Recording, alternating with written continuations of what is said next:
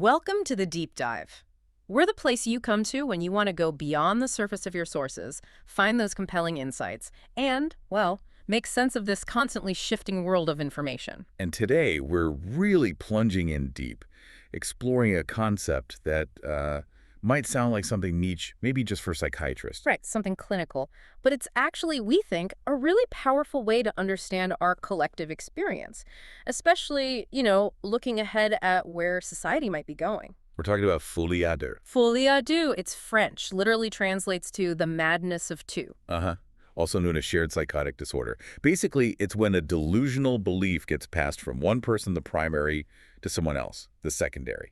But here's the question that kicks off our deep dive today, and it's a bit unsettling, frankly. What happens when this isn't just about two people? Exactly. What if it scales to groups, communities, maybe even whole societies? We're going to explore how this dynamic, this madness of two, is surprisingly relevant far beyond its clinical roots. It touches on all sorts of, well, self-deceptive ideas that can cloud our minds and shape the realities we share. Think about it. Have you ever been part of a group belief? Something that felt completely intensely real at the time. Undeniably true. Right. Only to look back later and think, hang on, what was that really about? That feeling, that's kind of the core of what we're digging into today, and it might be more common than we think. Engineered narratives All of it. can come together to build these shared realities that might look, well, delusional from the outside. But feel absolutely solid, totally unquestionable to the people inside them. Yeah. So we're moving beyond just the one-on-one case study. We're asking if societies can actually experience a kind of collective shared delusion. Okay, so to really get into that, to understand how these shared beliefs grab hold and become so powerful, we need to look under the hood, psychologically speaking. Back to basics in a way. Right. Starting with the deep currents that shape belief itself. And our first stop is Carl Jung. Brilliant, sometimes difficult, but crucial here. His work on the unconscious, yeah. Forces inside us that are way older, way more powerful than our everyday conscious thoughts. Okay, so Jung talks about this hypnotic power of the unconscious. And this isn't just like personal quirks or hang-ups, right? It's deeper. Much deeper. He's talking about fundamental, universal structures in our shared psyche, things that influence us in ways we barely even notice most of the time. So what are these structures and how do they get such a grip on us? Well, the key concept here is archetypes. Jung described them as a priori structures, basically inherent patterns within the collective unconscious. Collective unconscious, meaning shared by everyone. Shared by all humans, yeah. Think of them as universal, inborn blueprints or images that come from humanity's shared experiences over millennia. They're not learned, they're just there, part of our psychic wiring. Like instincts, almost. Sort of, yeah. Or ways of perceiving. Common archetypes like the hero, the shadow, the wise old man, the great mother. You see these patterns again and again across different cultures, different times. Okay, so they're universal patterns. But what makes them so powerful? Why are they relevant to Folie à deux? That's the crucial bit. Jung said they have an uncommonly strong and powerfully suggestive effect on our conscious mind. Suggestive, like they pull us in. Exactly. When an idea or story or even a person taps into one of these deep archetypal currents, it suddenly feels incredibly significant. Gets this almost primal authority that just bypasses our logical brain. It resonates deeper, emotionally, spiritually. Both, often. And here's the key for delusions. When an idea hits that archetypal level, it doesn't just feel right. It feels morally necessary, undeniably true. Making it almost impossible to question. Almost impossible for the person caught up in it. And that's a core mechanism for how delusions, whether they're individual or shared like in Folie à deux, can spread and really take hold. They feel fundamentally right. So once an archetype latches onto an idea, our conscious mind doesn't just get nudged, it gets swept away. Like you said, hypnotized. That's Jung's word for it. Yeah. Consciousness is fascinated by it, held captive as if hypnotized. It leads to this unshakable feeling of rightness and righteousness. An unshakable feeling. Imagine that conviction inside you. It's so strong, so deeply felt. It seems just beyond question. It's not just thinking, oh, that makes sense. It's a profound, gut-level, often moral certainty. And that certainty is key to how the primary in Folie à deux can transmit their belief. Absolutely. If the primary's delusion is supercharged with this archetypal power, it becomes incredibly compelling to the secondary. Almost irresistible, you could say. That unshakable feeling of rightness. I mean, most of us have probably felt that, right? maybe in a heated argument or when we're really passionate about something, even if we don't label it archetypal. Oh, definitely. It's a common human experience. But what happens when that feeling, that conviction, fueled by an archetype, bumps up against, reality or someone else's opposing view? Well, that's where it gets really interesting, and often pretty defensive. Jung saw that the ego, when its archetypally charged belief is challenged, behaves all the more defensively, defiantly, and self-righteously. So instead of thinking, maybe they have a point, you just dig in deeper. Exactly. You double down. Jung called it a vicious circle. The more the belief is challenged, the more stubbornly, more righteously it's defended. Creating a feedback loop, Yep. confirmation bias on steroids. Precisely. The initial conviction, pumped up by the archetype, it comes like a fortress. Any dissent isn't just seen as wrong. It often feels like a personal attack, or even morally wrong, because it's challenging that deep, primal sense of rightness. And that psychological fortress is what keeps the shared delusion going, makes it hard for facts or evidence to get through. That's a huge part of it, yeah. It makes the delusion incredibly resistant to external reality checks. Okay, so we have these deep, unconscious forces shaping beliefs, making them super resistant. But then there's another layer you mentioned, projection. That seems to make things even more complicated, harder to see clearly. How does that work? Absolutely. Projection is fundamental. Jung put it really well.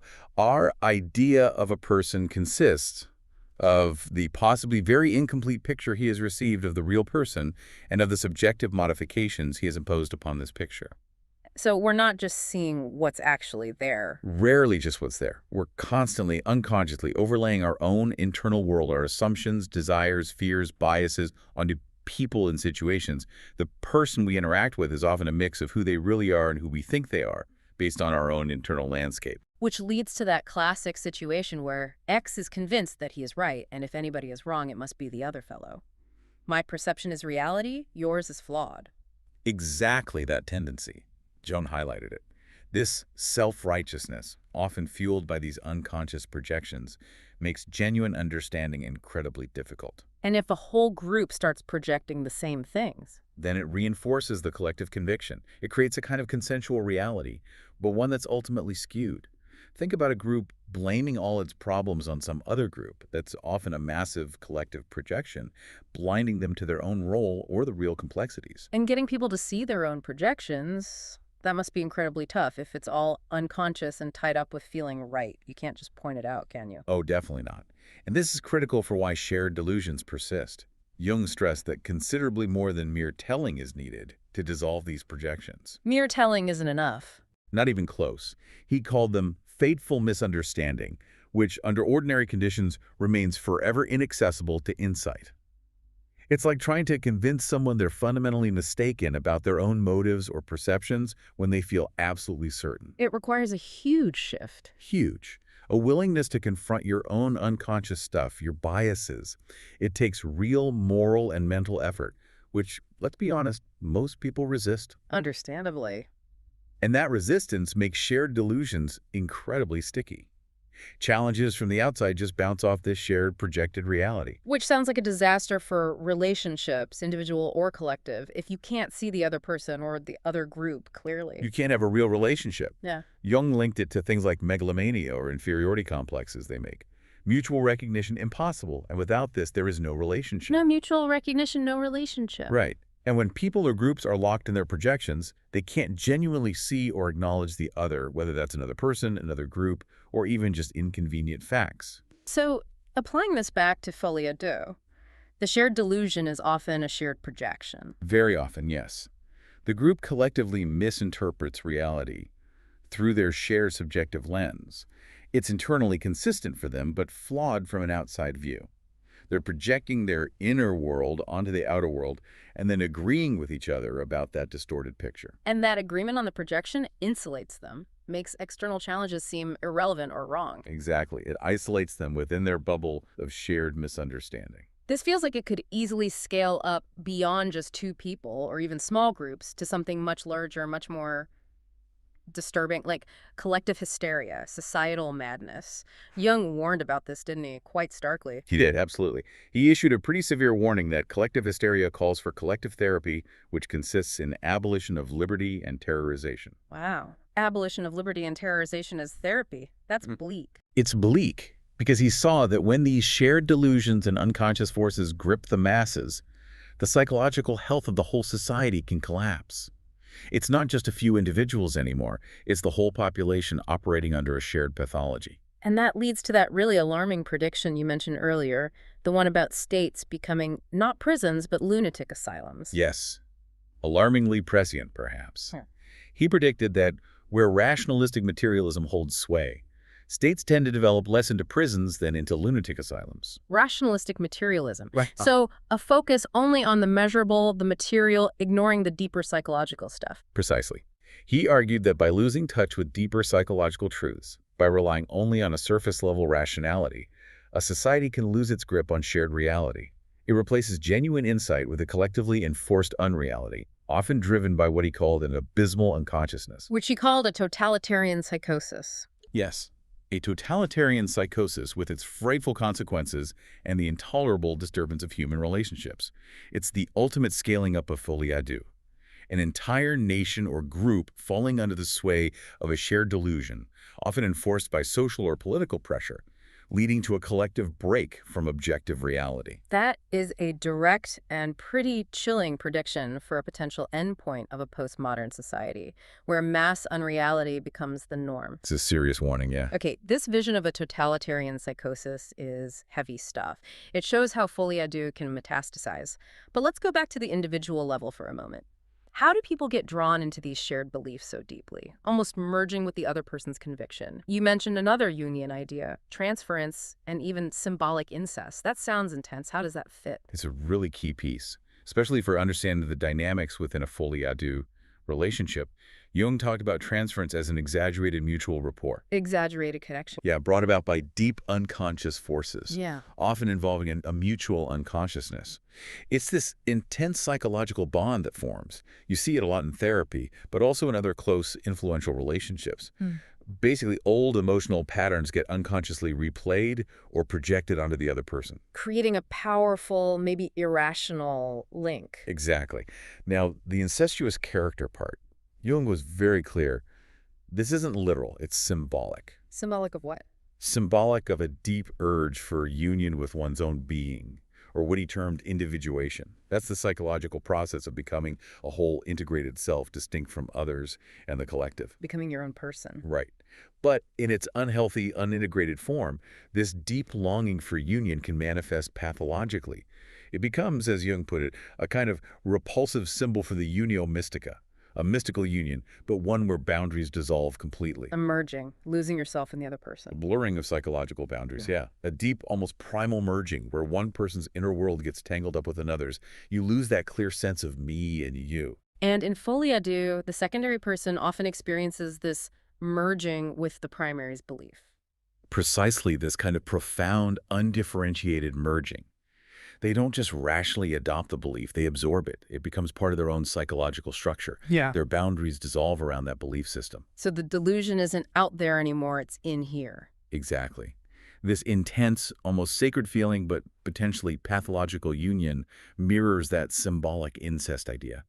It highlights the incredibly deep unconscious bonds that lock people into these shared realities, making escape incredibly difficult. The belief feels like their own truth, inseparable from who they are. Okay, so we've got these deep psychological forces pulling us into shared beliefs. Now let's shift gears slightly and look at another powerful factor. The idea that reality itself isn't just out there, fixed, but something we collectively build. Through agreement, through language. Right. This is a radical shift from how we usually think about reality, but it's crucial for understanding how a collective folie à deux could take root in society. The core proposition is that reality, that its constitution is fundamentally contingent upon collective agreement, the structures of language, and the act of observation. Contingent on agreement. So it challenges that everyday idea, sometimes called naive realism, that what we see is exactly what exists independently of us. It does. It suggests reality is much more flexible, maybe, and profoundly shaped by our shared frameworks, our beliefs, the words we use. It's almost like agreeing on the rules of a game. The rules become real within the game. Exactly, even if they're totally arbitrary outside of it. Our social reality works a bit like that. So it's not just individual perception, but how we as a group agree on what's what. Our social systems are built on this. Pretty much. The idea is that systems, whether social, perceptual, or even physical at some level, are not entirely fixed and independent entities, but are actively shaped or stabilized through processes involving information, belief, and shared frameworks of understanding. Even physical systems, that sounds extreme. Well, the idea isn't necessarily that we create the physical laws, but that our understanding and interaction with them, our paradigms, shape what we perceive as real at any given time. Think about physics before quantum mechanics. Classical physics was reality for scientists then.